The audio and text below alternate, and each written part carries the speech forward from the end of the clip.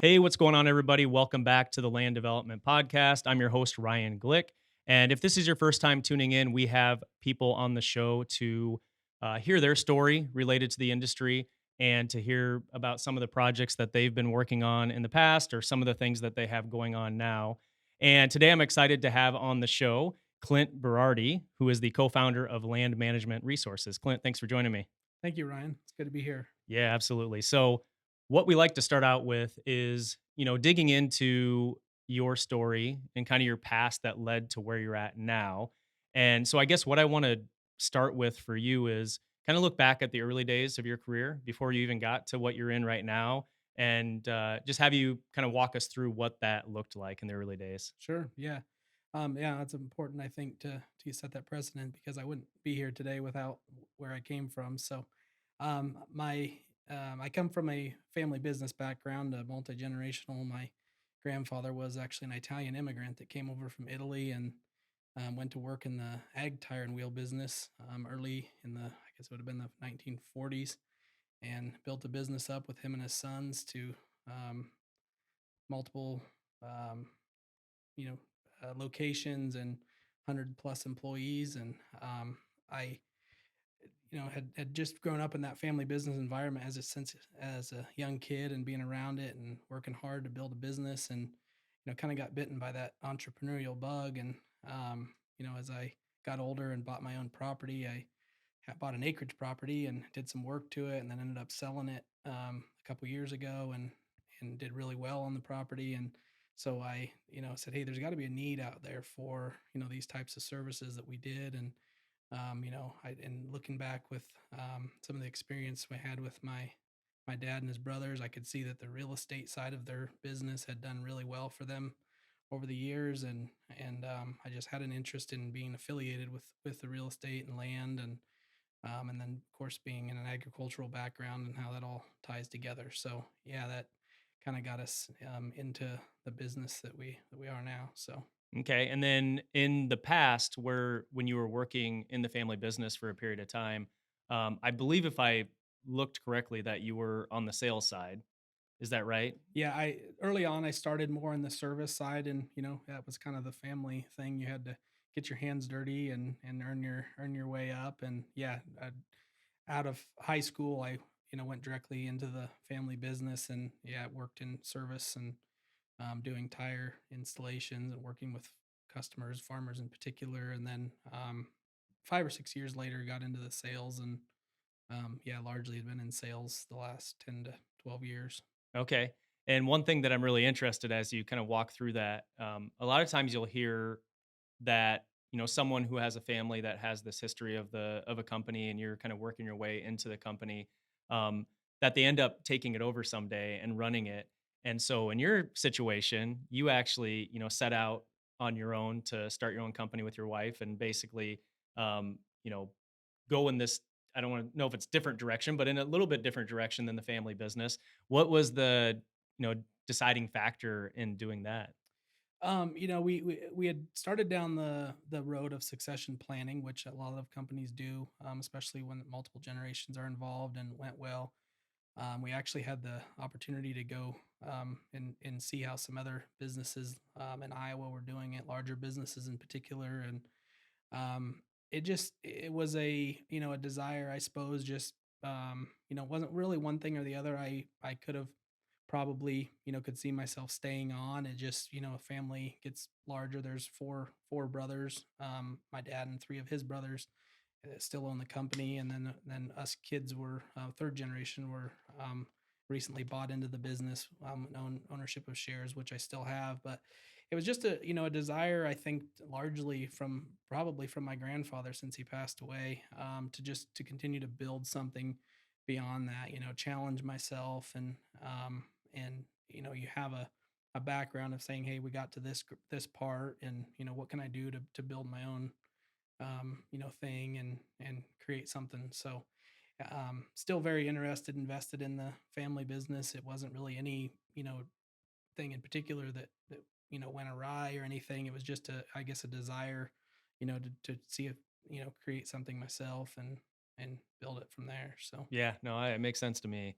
When you think about what you're doing right now and some of the experience that you had in the past and with your family, have you found yourself leaning on some of your family members or their experience in running their business and starting their business with what you've been doing? Do you find yourself in, whether it's an informal or formal, like mentorship of like seeking out mentors directly within your family? Yeah, we do. My dad in particular is always one, I talk to pretty regularly and involved, of course. And a lot of even clients and people through the years that we've met in that in the industry, that you find yourself, hey, what would you do here? And looking back, and yeah, it's and that's what I felt I had a bit of an advantage maybe in that sense. It gave me a little more confidence to step out. It's like I'm surrounded by people that have done it, have been there. I can learn some things that are always available for questions if I have any questions, and a great support group around me. So that was another thing that just made more sense to give it a shot. Yeah, no, for sure. So let's shift gears over to land management resources. And how would you, when somebody asks you, what do you do? What does your business do? How do you answer that question? That is a great question because it is a little bit different. The term land management is a little bit, farm management. There it gets kind of mixed in with the weeds a little bit with the terminology. But what I would say our primary service and things that we focus on is vegetation management. So, a lot of what we do is handle overgrowth on properties and vegetation in particular. So rough mowing, right of way mowing, smaller, lighter land clearing projects. Within that, there's like service of forestry mulching. So that's like clearing underbrush. So, some of our clients currently, we do, are in the land development space in particular. They say a development plot within the city limits of West Des Moines or Ankeny. The city requires them to keep the vegetation under, say, 15 inches tall. So they don't really need it like a finish mowing in that thing because they're plotted lots that are getting sold. So we'll come in once a month, once every 2 months, and just rough mow it with, tractors and skid steer type of equipment and keep the vegetation under control, and then keep them within compliance for the cities that they're in. So, and then a lot of our clients also include acreage owners. So we do some farm work, for the ag world. New acreage owners that buy a 10-acre piece of woods, and they want to build a house someday, but they get so thick with thorn bushes and things they can't even get in. So we'll go in and open it up, make trails for them, for kids to ride ATVs, or just all sorts of different things that basically, along the lines of that, where we go back to circle back to your question of the vegetation management. So, Yeah. yeah. Okay. Well, I'm interested then with that and what your company does, your particular role in the company and what you're doing, what does your day-to-day look like? It's a great question as well. It's sort of all of the above. I mean, yeah, actively run it. I find myself gravitating towards the sales and enjoy the marketing and sales part of it. Talking and meeting with people. It's just naturally where I go. I also enjoy the machinery. I have a passion for the equipment, and actually to kind of go back to the beginning there, with our own property, we started doing a lot of the work by hand on our 6-acre property, and we bought a small tractor, and I was like, wow, that made life a lot easier. There's things out here, and I could just see how that progress quickly. And so, yeah, I still have some, operating the machinery day to day. I have some part time help and family that helps me, and looking to hire guys. I'm now, gone away from the family business and doing this full time. So, going into spring this year, we'll be looking to hire and put a full emphasis on growing the business. So, Nice. I mean, just starting a company and just everything that goes into it, it can at times be overwhelming. There's just a lot of things to do. You're wearing many hats, obviously. What keeps you showing up each day and actually wanting to come back and continue to grow the business? it's just it's that's again another good question. It's the desire to build, and have goals I've set, and here are we going to be here by the end of the year, and building relationships with great people. There's a saying that says that just go and do a good job and the money will come. For things. So there's a lot to it there. And again, just jumping off the edge, buying some machinery. Bills come and due, and that's a lot of it. That's just there's a you make a big decision to step off the edge, and then you're in. And I've always been one of those guys to kind of you know jump into something and deal with it as it comes, and so I think that's kind of something that goes with being an entrepreneur is being willing to roll the dice a little bit and then figure it out. So Yeah, yeah, I think 100%. there's a lot to that there. Yeah, completely agree. And what year did you actually start your company? Officially, we founded in 2018. Okay, so Um, it's been a few years. yeah, And when you kind of think back through those years, and normally on the show when we're talking to if we're talking to somebody who actually is developing land or has projects like that that they're doing, we'd ask them what about some of their favorite projects that they worked on. I think we can do the same thing with you and talk about. I mean, obviously you do different types of projects, big and small and everything. Do you have any in that 6 years that you've been in business? Do you have any particular projects that like stand out in your mind as something that was either like your favorite that you worked on or maybe the most challenging that you worked on? yeah. There's a couple of that come to mind actually. That they came to us fairly early in this, I would say within a couple years of being into business. And it was just really eye opening for me to, at that point to say, we're onto something here. And the first one was we had done some work for an elderly lady that had inherited some property. She had a corporate job, and this was a storage facility. And we she called us that the property lines were getting overgrown, and she just didn't have any way or means to do it herself, of course. And she just some of the things that she needed, there wasn't really, the landscaping companies didn't really do that sort of thing. It wasn't really what tree companies do.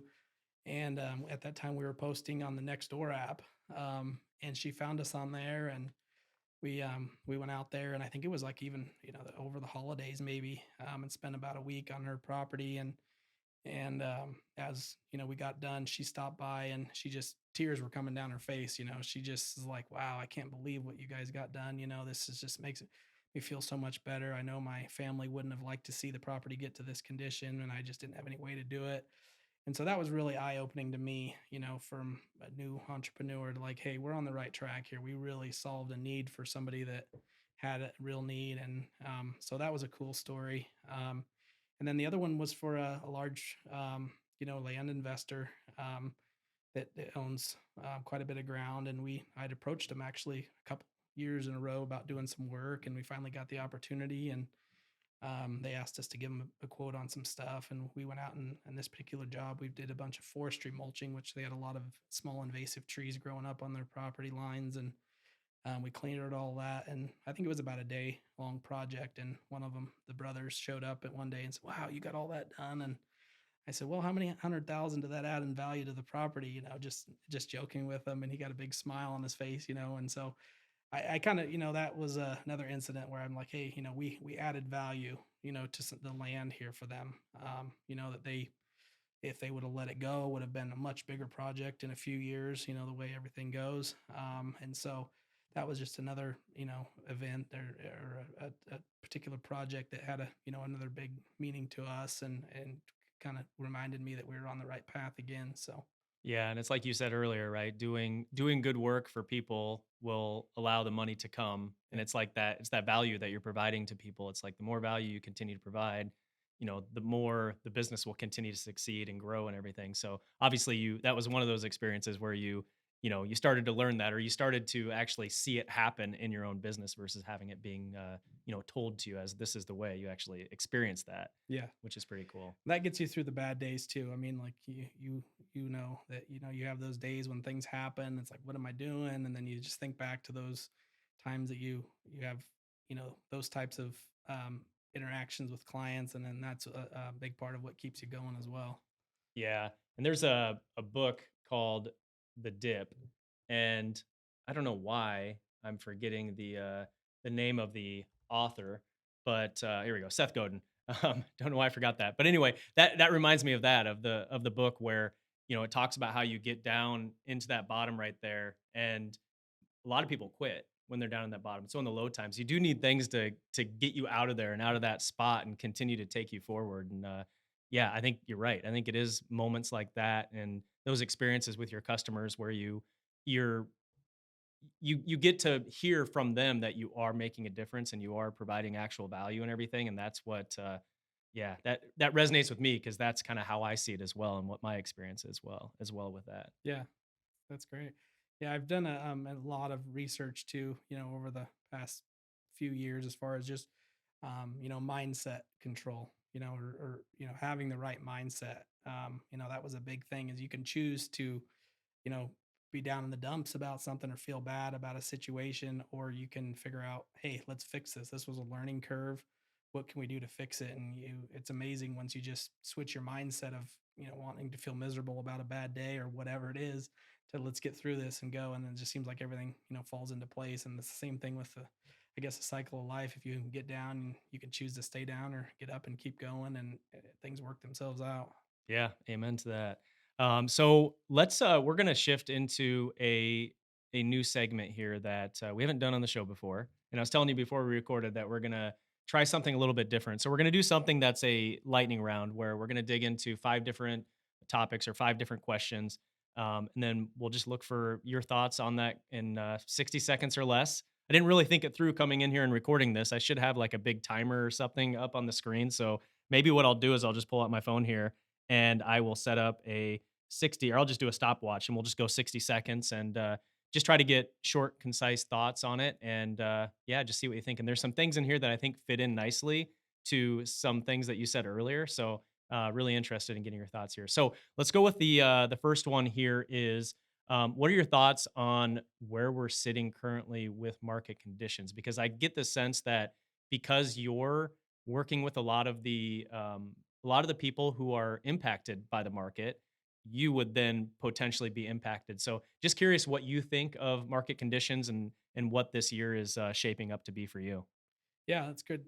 So one of the things, I mean, that comes to mind, and I was in discussion with my dad when we started this. He said, "How are we going to get new customers?" And I said, "Well, everything we do grows back. So just because the economy is down a little bit, grass and invasive trees and brush still grow back, but it does, like you said, it does affect, willingness people have to spend, and we're just going to keep working hard and doing what we do, getting through whatever it takes. I'm old enough to remember '08. I was the year I graduated high school, actually, and some of the things I didn't feel much of it then. I didn't have money in the stock market or anything, that I saw a big hit. But it's again, I think the recession is a lot of how you, again, your mindset and how you go into it.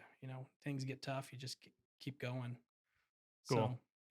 So Um, for the next one here, so number two, what's one important thing that landowners, whether that's a individual owner or maybe it's a developer that owns a piece of land or they're developing the land, what's one important thing that you feel like is often overlooked that these individuals need to think about when it comes to maintaining the land?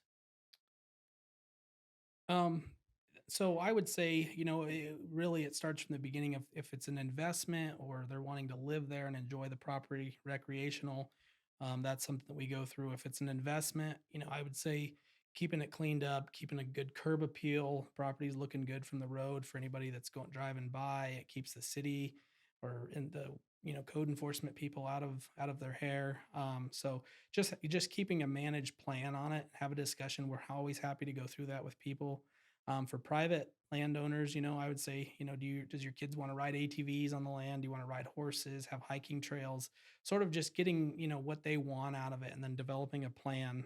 So that's one thing I would say if someone's going to invest, and or, overlook is just, hey, look, reach out to us, have a discussion about what it might take to get, to the end goal of what you want for your property. Cool. All right, next one here. And this one kind of touches back on something you mentioned earlier. So this one, I'm glad I have this question written down here. So, what is your favorite piece of heavy equipment? Oh, that's a great question. They all have their place. I would say that is a really tough one to answer because I don't know if we have it yet. Okay. But, the tractors, we have a large or what I'd say a, mid-sized tractor with a mower. I mean, it's a pretty nice piece of equipment.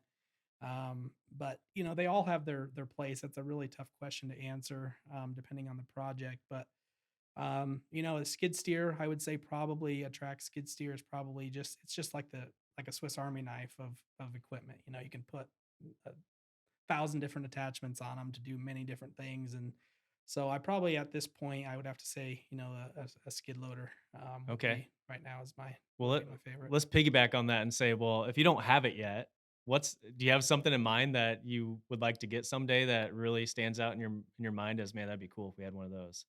Or Yeah, I would say the forestry mulching thing is a big part of our business, and so I would say a dedicated forestry mulching machine. So it's like a small bulldozer with a brush grinding attachment on the front of it. Um, I would say is probably the next thing I'd be looking to just better efficiency and better production. And so yeah, that's one of the things that we're actively looking at this cool. point. Nice. All right, next one here. So you being in the sales space, and then also as a small business, you have to do sales and marketing, and again, amongst everything else that you have to do in a small business. But why do you think that networking is so important in this industry? It's everything. And it's for any business really. I mean, but in this one, you in Des Moines, Iowa, and so on some of your other podcasts, it's a bigger area, metropolitan area compared to some rural areas, but it is small. You gotta get out and shake hands with people, and word of mouth. Even this was always instilled in me, even as a kid in the family business, that your reputation is a lot. So get out there, get a good reputation, meet people, and you never know what will come out of it. So just events like these podcasts, getting out and talking to forming relationships with people, and there's always I've been surprised countless times by who's called me as a referral from whoever. And so it's just the more there's a guy that I listen to quite a bit, Brad Lee, and he says the more hands you shake, the more money you make is one of his sayings. And it's just I find that not that it's all about money, very little of it is, but it's I've found so much value in great relationships with people, even as a mentor or somebody that has experience in business that you can just call and ask a question if you need to. Nice. Nice. Yeah. I think it's one of those things that it's for some people it's easier than others to get out and network. And I think that in today's day and age where we've been so caught up in social media, which whenever I talk about that, I laugh a little bit because obviously what I'm doing right here is going to be posted on social media and everything. But at the same time, I think we're so wrapped up in social media and all these virtual relationships that we have that we lose sight of the fact that we're meant to be in person with people and meeting people in person. And I personally lose sight of that a lot because I mean, my whole, thing that I do is all behind a computer and, working on, software and everything like that. And so um it's very easy to just sit there and have conversations through a screen versus getting out like this where we're sitting in the same room right now having a conversation. And so yeah, I think what you said makes a whole lot of sense. And I think people definitely need to they need to think about that more about how they can get out there in person. And I do think this industry is really good about that. I think this industry they have to do that. I mean, you have to get out and I mean, you have to go to job sites. You have to go out there and see how the progress of the project is going and everything like that. You can't do that from behind a screen. Right. So that's yeah, very very interesting thing. Okay, last one here. Now that you've been in your business for the last 6 years, what is one skill that you think is the most critical for success in your business so far? Um, I think this goes back to what we just talked about again. I would say it's people, how to manage people, talk to people, build relationships. Because I think that everything comes from a relationship. If you think about your day to day, everything is involved with a relationship. You don't get a sale without some sort of a relationship. You don't get a deal. So I would say you could be average at getting the job done, but if you're great with people, you can work your way through it. So I'd say foremost is being able to get out there, and or if you can't do that yourself, you have to find somebody that can. In our case, with my wife and I, she's a bit introverted, so she handles a lot of the back end, the books and the finance side of our business, and I'm the guy that gets out and talks to people. So I would say, people skills and building relationships is probably one of the main skills that you can have, or try to build going into business. Cool, like it.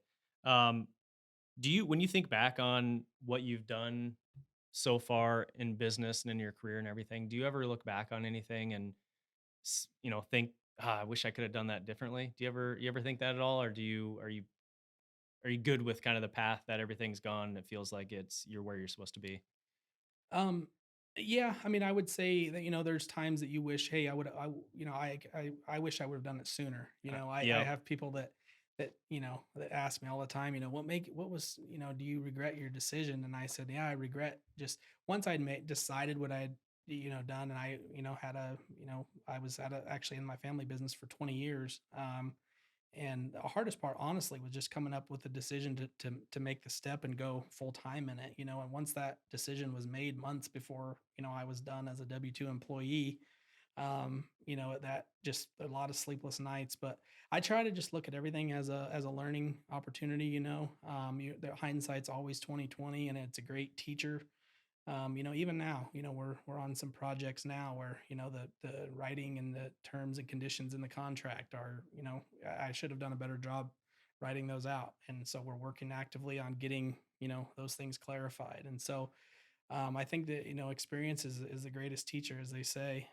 But as far as anything, like I said, the main thing that probably sticks out is just not, taking the plunge a little sooner and diving in.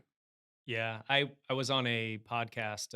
Gosh, it might have been last year, but I was kind of given final thoughts. What are my final thoughts? And I one of the things that I said was very similar to what you said there, in that um, it's never too late to start something either. And I think as we start to get, older, we start to think like, well, I can't do that, or I can't do this, whatever it is. It could be anything from some sort of fitness, challenge that you want to do, or something with, it could be something with business or whatever it is. I think we a lot of times as people in society will sit there and say it's too late. So for me, even getting into the business that I'm in now, it was something that I started in I say a little bit later as an entrepreneur. A lot of times entrepreneurs are starting, earlier in their 20s or even in their early 30s or whatever. But I was in my late 30s when I started this, and yeah, that can be scary, taking the leap from a steady paycheck to jumping into something where it's like, I've got to go out and earn it now. Like, I've got to go out and find that business. It's not just going to be like, I don't have a specific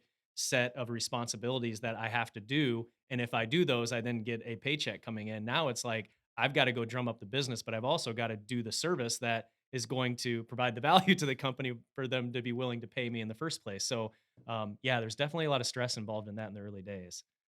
So pretty cool. Well, I guess with that said, let's go ahead and wrap up here. I think we're at a good spot to stop. What's the best way for people to get in touch with you personally or with your company? Yeah, we have a website, planmanagementresources.com. There's a contact form on there, but I would say, follow us on social media. We're on all of the major platforms, um, LinkedIn, Instagram, Facebook. Go follow our pages, see what we do.